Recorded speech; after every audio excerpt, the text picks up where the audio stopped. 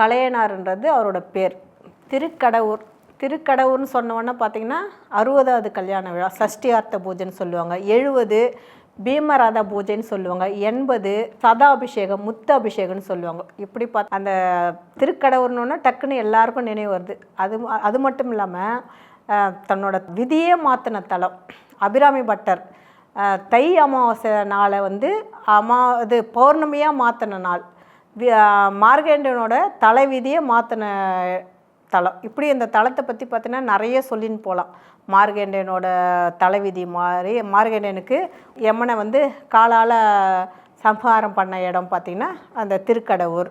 அப்புறம் அபிராமி பட்டருக்கு காட்சி கொடுத்தது, தை அமாவாசையை பௌர்ணமியாக மாற்றின இடம். நிறைய இந்த திருக்கடையூர் வரலாறு நிறைய சொல்லின்னு போகலாம். அப்படிப்பட்ட ஒரு புனிதமான இடத்துல தான் பார்த்திங்கன்னா நம்ம கலையனார் அவதாரம் பண்ணுறார். அவரோட பார்த்திங்கன்னா அந்தனர், அவரோட குலம் பார்த்திங்கன்னா அந்தனர் குலத்தில் சேர்ந்தவர்.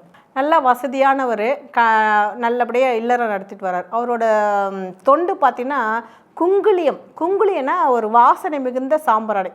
நம்மளும் சாம்பிராணி போடுவோம், ஆனால் இவர் அந்த குங்குளின்றது வேற ஒரு நறுமணம், ரொம்ப வாசனை மிகுந்த அந்த குங்குளியம், அந்த கைங்கரியத்தை தான் இறைவனுக்கு தொண்டாக அது வெகு காலம் குங்குளி அதனாலே பார்த்தீங்கன்னா அவரோட கலையனார்ன்றதுக்கு முன்னாடி குங்குளி கலையனார்னே சொல்லுவாங்க எல்லாரும். அவர் குங்குளியை எப்பவுமே சாமிக்கு அதை போடுறதோடு குங்குளி கலையனார்னே சொல்லுவாங்க.